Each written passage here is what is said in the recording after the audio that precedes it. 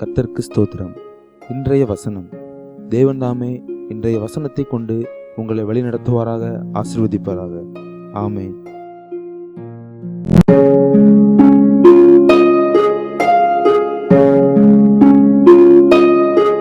சிலுவையை பற்றிய உபதேசம் கெட்டுப்போகிறவர்களுக்கு பைத்தியமாய் இருக்கிறது, ரட்சிக்கப்படுகிற நமக்கோ அது தேவபலனாய் இருக்கிறது. 1 கொரிந்தியர் 1:18.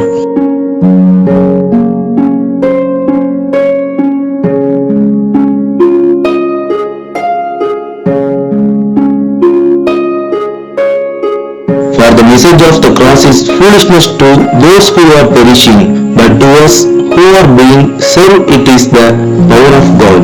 1 Corinthians 1:18.